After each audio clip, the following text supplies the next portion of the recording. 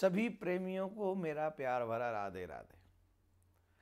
जैसा कि आपको पता है कि अभी एक सीरीज़ बना रहे हैं, दो चार कुछ ऐसी चीज़ें आपको बता दें कि आपके कर्मों का फल आपको भोगना ही है या मुझे भी भोगना है। गीता में भगवान श्री कृष्ण ने भी कहा है, कर्मण्येवाधिकारस्ते मा फलेषु कदाचन। कभी कभी जीव ऐसे कर्म कर बैठता है जिस वजह से उसे खुद को ही कर बहुत बुरा फल भोगना पड़ता है, लेकिन वो समझता है कि नहीं, ये तो बस भगवान ने बुरा कर दिया। ये एक जो गलत थिंकिंग है कि मेरे साथ अच्छा हो तो मेरे अच्छे कर्मों का फल है, और बुरा जब हो तब हम कहते भगवान ने मेरे साथ बुरा किया। मेरे प्यारो, भगवान कभी किसी के साथ बुरा नहीं करता, भगवान सबके साथ अच्छा करता है। लेकिन कभी कभी हम लोग बुरे काम करके अपने आप को भुला देते हैं कि हमने क्या क्या गलत काम किए हैं जिनकी वजह से हमें ये सब भोगना पड़ता है। भगवान ने गीता में कहा है ना, कर्मण्येवाधिकारस्ते, तू कर्म कर, माँ फलेषु कदाचन, फल में दूंगा। जैसे तेरा काम है कर्म करना, वैसे ही मेरा काम है फल देना। जब तू अपने कर्म से दूर नहीं जाएगा तो मैं भी अपने कर्म से दूर नहीं जाऊंगा। तू कर्म करके देख, फिर मैं तुझे फल ना दूं तो कहना। पर हम लोग भूल जाते हैं। एक घटना मुझे याद आ रही है। एक संत थे, उदासीन संत श्री रामचंद्र जी महाराज। वो एक बार कहीं कथा करने के लिए गए थे। तो जब कथा करने के लिए गए तो पिलख हुआ, एक जगह है वहाँ पर वो कथा करने पधारे। और वहाँ जब कथा करने के लिए पधारे तो उन्होंने एक सच्ची घटना का जिक्र किया। एक साधु बेला के संत थे। उन्होंने कहा था कि भाई देखो, मेरी ये घटना है, मेरे जीवन का सबसे बड़ा सत्य है। उस सत्य को तुम सबके सामने प्रस्तुत अवश्य करना और सबको बताना, और सबको बताना कि हर एक कर्म का फल तुमको भोगना ही पड़ेगा, चाहे कैसे भी भोगना पड़े, अवश्य भोगना पड़ेगा। अवश्यमेव भोक्तव्यम कृतम कर्म शुभाशुभम न क्षीयते कर्म जन्म कोटि सतेरपि। कुछ भी प्रयास कर लो, कुछ भी काम कर लो, तुम्हारे कर्मों का फल जब तक नहीं भोगने को मिलेगा तब तक तुमसे वो समाप्त होने वाला नहीं।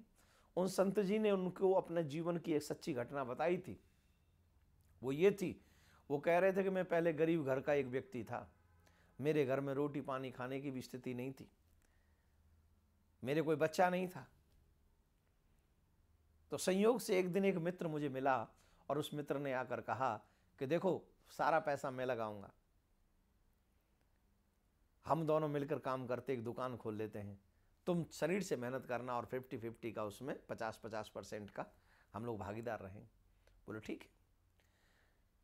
तो महात्मा जी ने बताया कि हमने वो दुकान खोल ली और भगवान की कृपा से वो दुकान चलने लगी।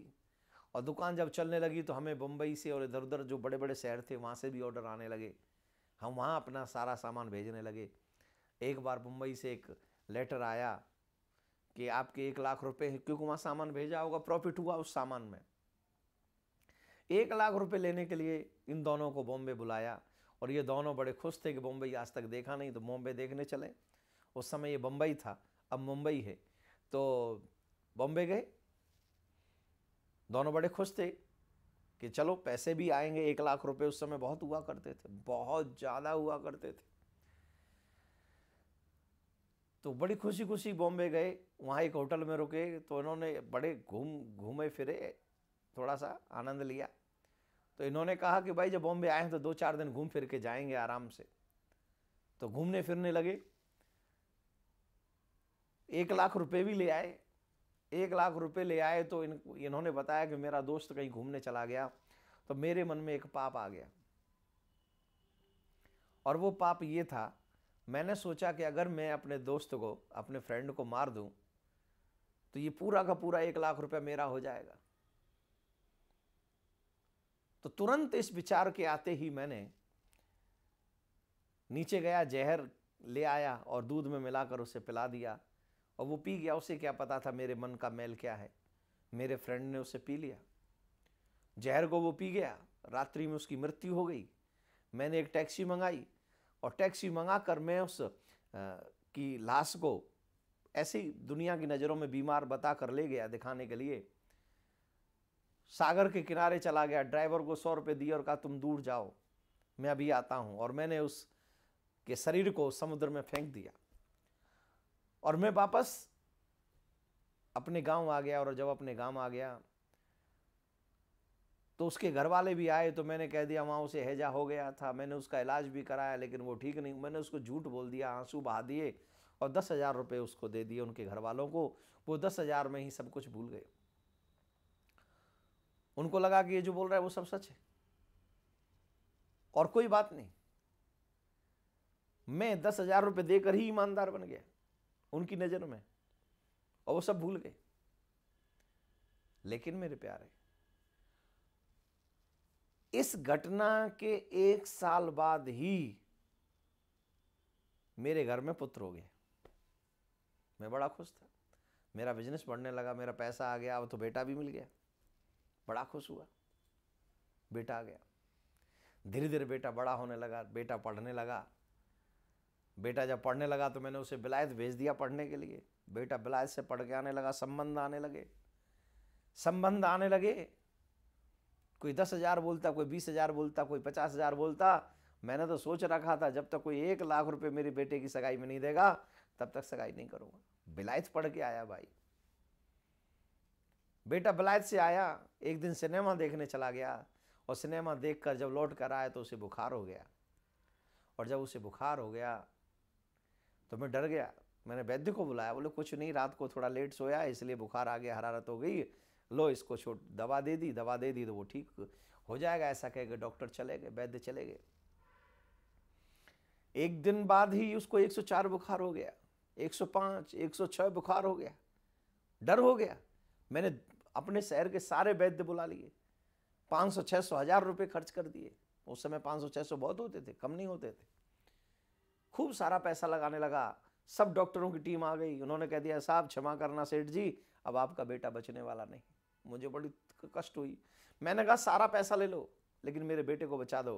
बोले स्विट्जरलैंड ले जाओ, इसका इलाज वहीं हो सकता है। तो वो स्विट्जरलैंड लेकर गए। 1 साल तक उस बच्चे को वहां पर मैंने खूब देखभाल की। डॉक्टरों ने कभी कहा बचेगा, कभी कहा नहीं बचेगा, कभी कहा बचेगा, कभी कहा, खूब पैसा लगाया। अंत में डॉक्टरों ने कह दिया कि अब आपका बेटा नहीं बचेगा, इसके पास 5-10 दिन है, चाहे तो इसे यहीं फूंक देना, चाहे अपने गांव ले जाओ। मैं रोता बिलखता तड़पता हुआ उस बच्चे को स्विट्जरलैंड से यहाँ लेकर आया, अपने घर लेकर आया। और धीरे धीरे वो स्थिति भी सामने आ गई कि बेटा जाने के लिए तैयार हो गया। रिश्तेदार आ गए, सब रो रहे हैं, तड़प रहे हैं। मैं भी बिलख बिलख के रो रहा था। बेटे के सामने जाकर चीख रहा था, बेटा मुझे छोड़ के मत जाना, बेटा मुझे छोड़ के मत जाना। मैं बड़ी जोर जोर से रो रहा था। तो अचानक से मैंने अपने बेटे की तरफ देखा, उसकी आंखों से आंसू और चेहरे पे मुस्कुराहट थी और बड़ी जोर से स्माइल किया उसने। मैंने उससे पूछा तू हंस क्यों रहा है, ऐसा क्यों कर रहा है? उसने कहा पिताजी आपने मुझे पहचाना, मैं कौन हूं? नहीं पहचाना आपने? कौन हूं? तू मेरा बेटा है। बोले ना, मैं आपका बेटा नहीं हूं, मैं आपका वही दोस्त हूं जिस दोस्त को आपने जहर देकर मार डाला था मुंबई में, जिस पैसे की खातिर आपने मुझे जहर देकर मार दिया था। उसी पैसे का हिसाब बराबर करने के लिए मैं आपके यहां आकर बेटा बना। और अब जितना भी पैसा आपने लिया था वो सब बराबर हो गया, सिर्फ 500 रुपये बचे हैं। मेरे जाने के बाद मेरी अंत्येष्टि में क्रियाकर्म में लगा देना, मेरा और आपका हिसाब बराबर। चलता हूं, राम राम। और मैं चीखता, मैं तड़फता, मैं बिलखता रह गया कि मुझे नहीं पता था कि उस 1 लाख उस रुपए का इतना बड़ा दुख मुझे मिलेगा। मेरे दोस्त के साथ मैंने धोखा किया, पैसे पाने के लिए मैंने सब बुरे कर्म किया और उसको मार भी दिया। उसी बुरे कर्म का फल था कि मेरा जवान बेटा मुझे छोड़कर चला गया और पाई पाई भी लगा के चला गया। फिर मैं उस अंतिम संस्कार करने के लिए गया और अंतिम संस्कार करके सीधा गांव वापस नहीं गया। और उसी समय सारी संसार को छोड़कर मैं संत वेश में चला गया, मैं सन्यासी वेश में चला गया और सब कुछ पीछे छोड़ दिया अपना आत्म कल्याण करने के लिए। क्योंकि संसार स्वप्न है, ये संसार किसी का हुआ नहीं, आगे किसी का होगा नहीं।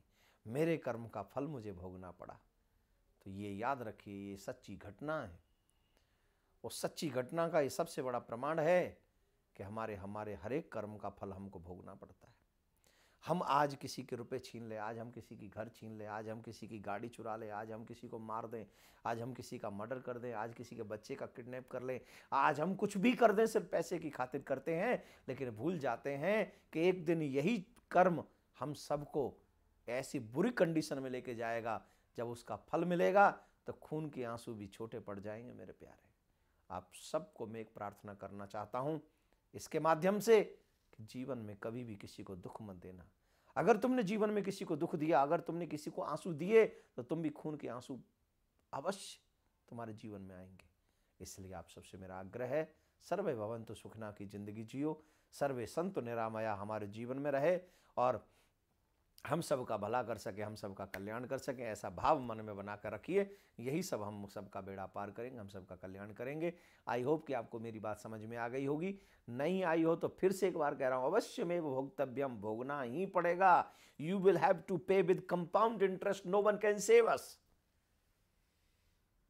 कोई हमें बचा नहीं सकता, सिर्फ परमात्मा सर्वेश्वर से प्रिया कांजू भगवान ही हम सब की रक्षा करने वाले हैं। तो सर्वेश्वर से प्रिया कांजू भगवान के चरणों में अपना सच्चा मन लगाओ, चित्त लगाओ, और जो मिले उसी में संतुष्ट रहो, और जो मिल जाए उसी में आनंद करो। यही चीज खुद सीखो, यही चीज अपने बच्चों को सिखाओ। गलत रास्ते पे जाने से उनको भी बचाओ, खुद भी बचो। यही मेरा अभिप्राय आप सबको बताने का है। अभी के लिए राधे राधे, फिर मिलूंगा नेक्स्ट किसी और विचार के साथ। राधे श्याम, राधे श्याम, राधे श्याम, राधे श्याम, राधे श्याम, राधे श्याम। विश्व शांति सेवा चैरिटेबल ट्रस्ट के द्वारा चलाए जा रहे सोशल मीडिया से आप सभी भी जुड़ें। YouTube के सब्सक्राइबर बनने के लिए YouTube में टाइप करें देवकीनंदन जी महाराज। फेसबुक पर पूज्य महाराज जी के आधिकारिक पेज को लाइक करने के लिए देवकीनंदन ठाकुर जी सर्च करें। ट्विटर पर पूज्य महाराज जी को DN_ठाकुर_जी फॉलो करें।